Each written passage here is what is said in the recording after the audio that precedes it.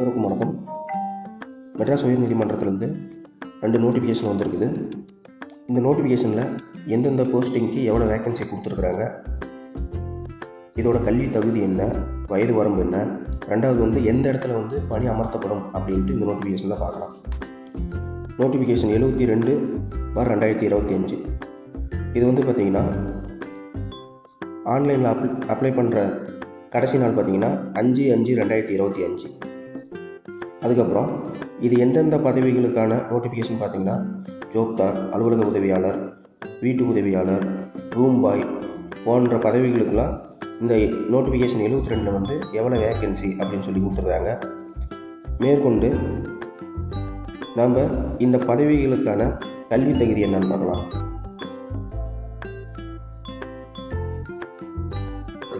12 காலி பணியிடங்கள், அலுவலக உதவியாளர் பார்த்திங்கன்னா 137 காலி பணியிடங்கள், வீட்டு உதவியாளர் 87, ரூம் பாய் 4.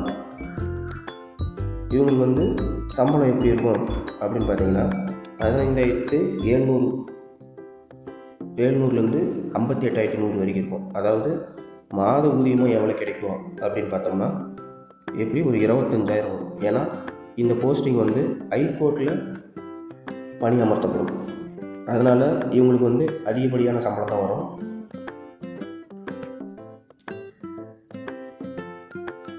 அதுக்கப்புறம் பார்த்திங்கன்னா வயது வரம்புன்னு பார்த்திங்கன்னா இவங்களுக்கு ஆதிதிராவிடர், பிற்படுத்தப்பட்டோர், மிகவும் பிற்படுத்தப்பட்டோர் இவங்களுக்கு எல்லாத்துக்குமே பார்த்திங்கன்னா 37 வயசுக்குள்ளே இருக்கணும். அடுத்து மற்றவர்கள் அதாவது ஜென்ரல் இவங்க எவ்வளோ இருக்கணும்னா 32குள்ளே இருக்கணும். அடுத்து பார்த்திங்கன்னா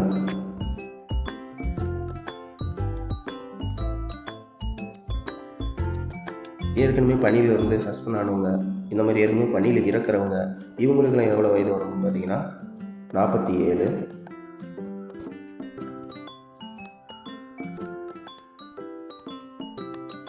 முக்கியமாக இந்த இடத்துல ஒன்று குறிப்பிட்டிருக்காங்க. என்னதுன்னு பார்த்தோம்னா கல்வி தகுதி அப்படின்னு சொல்லியிருக்காங்க. அதாவது இதில் விண்ணப்பத்தார்கள் 8ஆம் வகுப்பு தேர்ச்சி பெற்றிருக்கணும். அதாவது குறைஞ்சபட்சம் 8ஆம் வகுப்பு தேர்ச்சி பெற்றிருக்கணும்.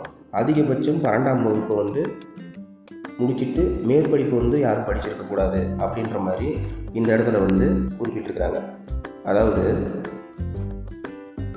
நீங்கள் விண்ணப்பிக்கும் போது இந்த மாதிரி நான் 12ஆம் வகுப்புக்கு மேலே எந்த ஒரு மேற்படிப்பும் படிக்கலை அப்படின்னு சொல்லிட்டு உறுதிமொழி அளிக்கணும் அப்படின்னு சொல்லிட்டு இந்த நோட்டிஃபிகேஷனில் கொடுத்துருக்காங்க. அது மட்டும் இல்லாமல் சப்போஸ் நீங்கள் டிகிரி முடிச்சிருக்கிறீங்க அப்படின்ற பட்சத்தில் விண்ணப்பத்தில் அது நீங்கள் குறிப்பிடலை, அது மறைச்சிட்டிங்க அப்படின்ட்டு மெட்ராஸ் உயர்நீதிமன்ற ஆட்சேர்ப்பு பிரிவுக்கு தெரிய வந்தால் உங்கள் மீது சட்ட நடவடிக்கை எடுக்கப்படும் அப்படின்னு சொல்லிட்டு இதில் குறிப்பிட்டிருக்காங்க.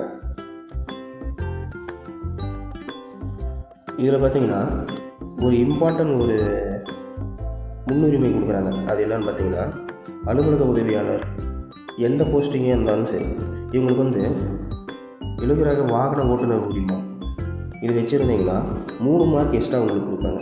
சமையல் மற்றும் பராமரிப்பு இவற்றில் அனுபவம் இருந்தால் இதெல்லாம் இந்த சர்டிஃபிகேட் கோர்ஸ் மாதிரி இல்லை அனுபவ சான்று மாதிரி இந்த மாதிரிலாம் வச்சுருந்தீங்கன்னா உங்களுக்கு இந்த இடத்துல எக்ஸ்ட்ரா 1 மார்க் கொடுக்குறாங்க. இதெல்லாம் நம்ம பின்னாடி தொடர்ந்து பார்க்கலாம்.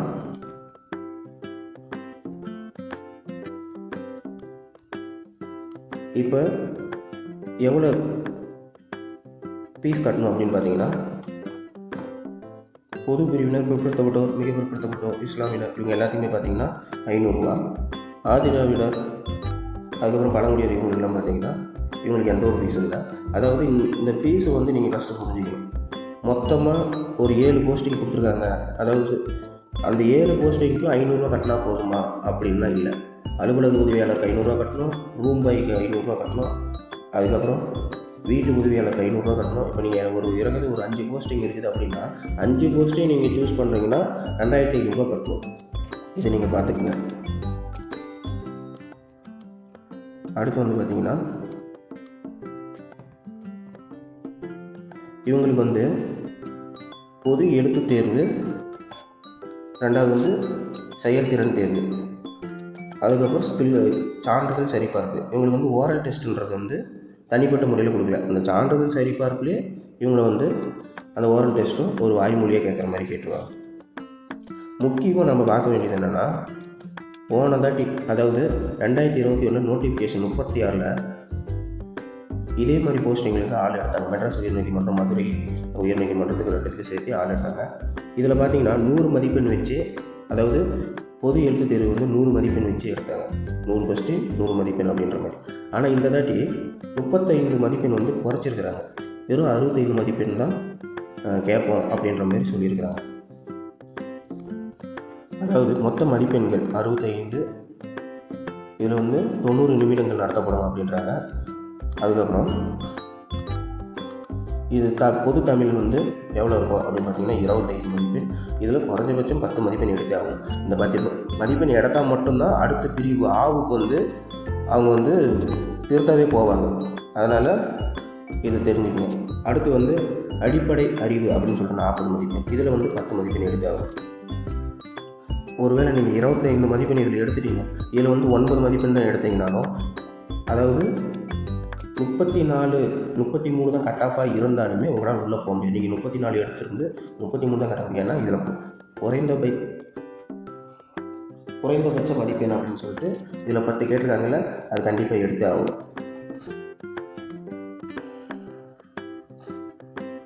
அடுத்து வந்து இந்த எக்ஸாமுக்கு எதிலிருந்து கொஸ்டின் கேட்பாங்க அப்படின்னு பார்த்தீங்கன்னா, தமிழ்நாடு அரசு பாடத்திட்டம் 8ஆம் வகுப்பு வரை அப்படின்ட்டு கேட்டுக்கிறாங்க. இதிலிருந்து தான் கேட்பாங்க, இதிலிருந்து தான் கேட்போம் அப்படின்னு சொல்லிட்டு அவங்க முன்கூட்டியே தெரிவிச்சிருக்காங்க. அதேமாரி செய்முறை தேர்விற்கு எத்தனை பேர் அழைப்பாங்க அப்படின்னு பார்த்தீங்கன்னா 1:4 என்ற விகிதத்தில் அல்லது 1:5 என்ற விகிதத்தில் தேர்ந்தெடுப்பாங்க.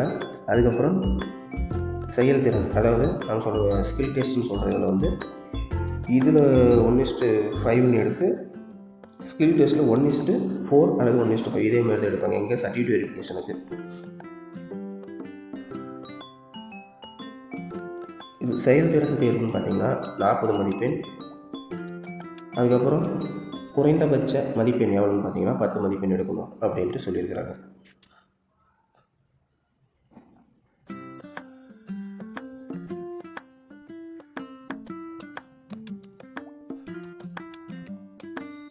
இதில் கொடுத்துருக்காங்க பாருங்கள். இந்த செயல்திறன் தேர்வு அலுவலக உதவியாளர் பதவிக்கு சமையல் சம்மந்தமாக 20 மதிப்பெண்ணும், வீட்டு பராமரித்தல் வந்து அது சம்மந்தமாக 20 மதிப்பெண்ணும் கேட்போம் அப்படின்ற மாதிரி இந்த ஸ்கில் டெஸ்ட்டுக்கு. அதே மாதிரி தான் இதுவும் இந்த வீட்டு உதவியாளர் பதவிக்கு எந்தெந்த 40 மதிப்பெண் எப்படி பிரித்து கேட்போம் அப்படின்ற மாதிரி இதில் குறிப்பிட்டிருக்காங்க. நான் ஏற்கனவே உங்களுக்கு சொன்ன மாதிரி இலகுரக வாகன ஓட்டுநர் உரிமம் உள்ளவர்களுக்கு 3 மதிப்பெண் அதிகப்படியாக கொடுப்பாங்க. அதாவது கார் ஓட்ட தெரியுது அப்படின்னு நீங்கள் டிரைவிங் லைசன்ஸ் வச்சுருந்தீங்கன்னா மற்றவங்களை காட்டிலும் உங்களுக்கு வந்து 3 மதிப்பெண் நீங்கள் சுலபமாக பெற்றுக்கொள்ளலாம். அதனால் டிரைவிங் லைசன்ஸ் வச்சுருக்கிறவங்க இந்த பதவிக்கு கண்டிப்பாக அப்ளை பண்ணுங்கள். கண்டிப்பாக கிடைக்கிறதுக்கு வாய்ப்பு உண்டு.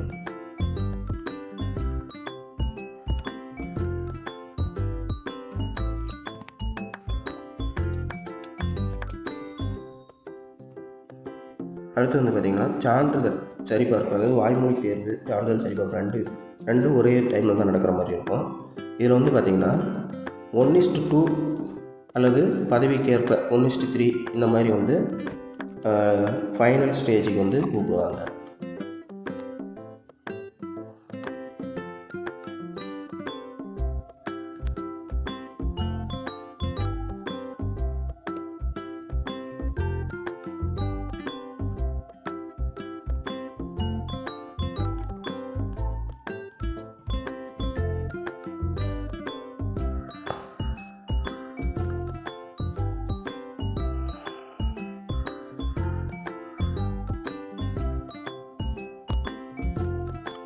இதில் பார்த்தீங்கன்னா முக்கியமாக இதில் நீங்கள் தெரிஞ்சுக்க வேண்டியது என்னென்னா, இந்த எக்ஸாம் எழுதி நீங்கள் செலக்ட் ஆகிட்டீங்க அப்படின்னீங்கன்னா உங்களுக்கான பணி அமர்த்தப்படும் இடம் என்னன்னு ஃபஸ்ட்டு நீங்கள் தெரிஞ்சுக்கணும். தேர்வு செய்யப்படும் நபர்கள் மெட்ராஸ் உயர்நீதிமன்றத்திலோ, மெட்ராஸ் உயர்நீதிமன்ற மதுரை கிளையிலோ, அல்லது தமிழ்நாடு நீதித்துறை பயிற்சி மையம் சென்னையிலோ, அல்லது கோயம்புத்தூர் மற்றும் மதுரையில் உள்ள தமிழ்நாடு நீதித்துறை மண்டல பயிற்சி மையத்திலோ பணி அமர்த்தப்படுவார்கள்.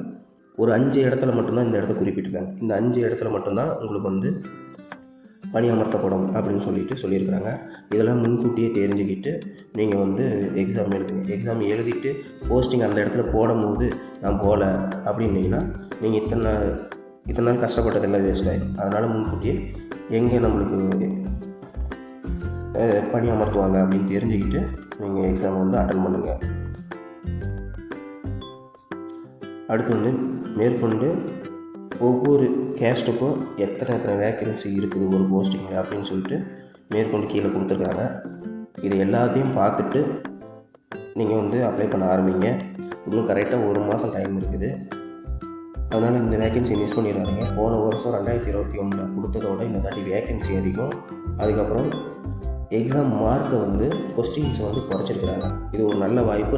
அது இல்லாமல் இந்த மாதிரி டிரைவிங் லைசன்ஸ் வச்சுருக்கிறவங்க, கார் டிரைவிங் லைசன்ஸ் வச்சுருக்கிறவங்க, அதுக்கப்புறம் வந்து இந்த சமையலை பற்றி, இந்த அழகு சாதனங்களை பற்றி படித்தவங்களுக்கு தனிப்பட்ட மார்க் கொடுக்குறாங்க. இதை மிஸ் பண்ணாமல் இந்த எக்ஸாம் பாஸ் பண்ண பாருங்கள். நம்ம நெக்ஸ்ட்டு வந்து 124 படி என்ன கொடுத்துருக்காங்க, அதில் எந்தெந்த போஸ்ட்டுக்கு எவ்வளோ வேக்கன்சி கொடுத்துருக்காங்க அப்படின்னு சொல்லிட்டு தொடர்ந்து அடுத்த வீடியோவில் பார்க்கலாம். நன்றி, வணக்கம்.